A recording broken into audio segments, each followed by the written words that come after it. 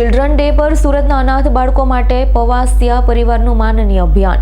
સુરત શહેરના જાણીતા હોટેલિયર ઉમેશ પવાસિયા દ્વારા દર વર્ષની જેમ આ વર્ષે પણ ચિલ્ડ્રન ડેના અવસરે અનાથ બાળકો સાથે વિશેષ ઉજવણી કરવામાં આવી હતી.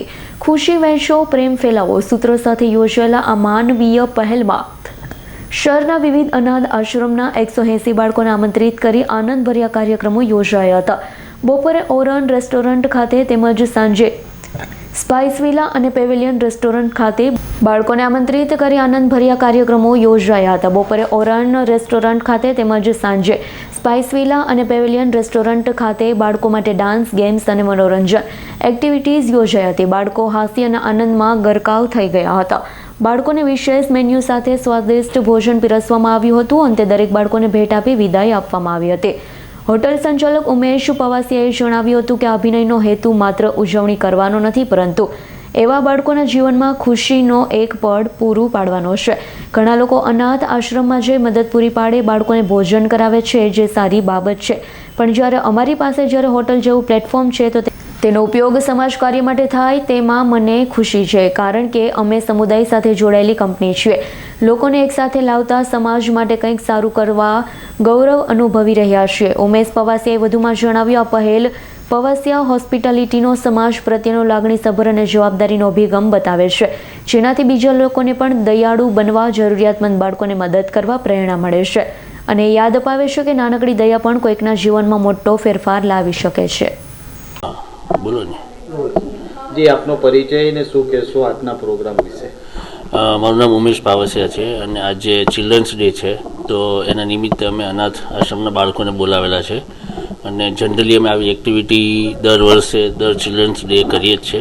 અને આજે હું તો મારી જાતને આપણે લકી માનીએ છીએ કે આપણને આવું પ્લેટફોર્મ મળ્યું છે કે આપણે બચ્ચાઓને એક વડીલ તરીકે એક ખાલી ગિફ્ટ અને ખાલી જમવાનું પીરસતા નથી, પણ એ લોકોને પ્રેમ બી આપીએ છીએ, જે એકચ્યુઅલી જરૂર છે.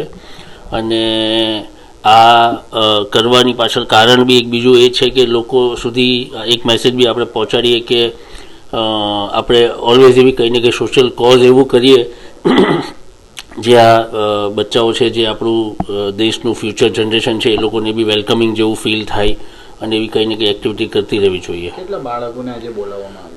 એપ્રોક્સિમેટલી મારા બધા મલ્ટિપલ રેસ્ટોરન્ટ છે અને બધા રેસ્ટોરન્ટ્સ પર બધા અલગ અલગ અનાથ આશ્રમના બાળકોને બોલાવ્યા છે, તો એપ્રોક્સિમેટલી બધે અલગ અલગ છે. આજે અહીંયા સ્પાઇસ વિલામાં એપ્રોક્સિમેટલી 60 to 70 બચ્ચાઓ છે અને પ્લસ એમના જે આશ્રમના જે વડીલો છે એ બધા બી આવેલા છે.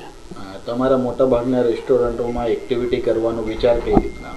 આ બેઝિકલી અમે દર વર્ષોથી કરતા આવ્યા છીએ. મારું રેસ્ટોરન્ટ જ્યારે બી અમે ઓપનિંગ બી કર્યું છે ત્યારે મારું સૌથી પહેલું એ જ હેતુ હોય છે કે સૌથી પહેલું જમવાનું આપણે અનાથ બાળકોના જમાડીને પછી આપણે કુદરતી થ્રુ એમનો આશીર્વાદ લઈએ. એટલે એ એક મને એક બહુ જ બ્લેસિંગ જેવું ફીલ થાય છે અને મને એમ થાય કે આવું કંઈ ને કંઈ કાર્ય કરતું રહેવું પડે એમ. બાળકો સાથે આપ ઘણા સમયથી જોડાયેલા છો, તો કેવો આનંદ તમને થાય છે આ એક્ટિવિટી? બહુ સરસ આનંદ જેવું ફીલ થાય છે અને હું થોડોક ઇમોશનલ પણ પર્સન છું. મને તો જ્યારે એ લોકોને જોઈએ છે તો એકવાર આંખમાં આંસુ બી આવી જાય કે જેના પેરેન્ટ્સ નથી એમના માટે થઈને આપણે એક ભગવાન આપણને કુદરતી એક એવો ઝરિયો બનાવીને એ લોકોના વડીલ તરીકે આપણે એ લોકોનું જે બી હેપીનેસ આપી શકીએ એ આપણે હું વિચારું કે આપીએ એમ. બીજા સોશિયલ લોકોને શું મેસેજ આપશો?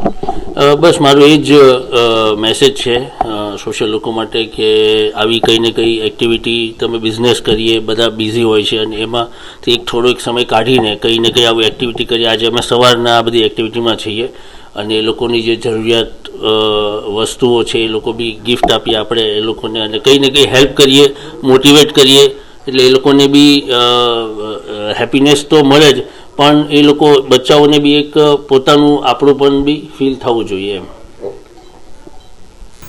Bureau report, S9 news, Surat. અમારી તમામ માહિતીથી અપડેટ રહેવા માટે જોડાયેલા રહો S9 ન્યૂઝ સાથે.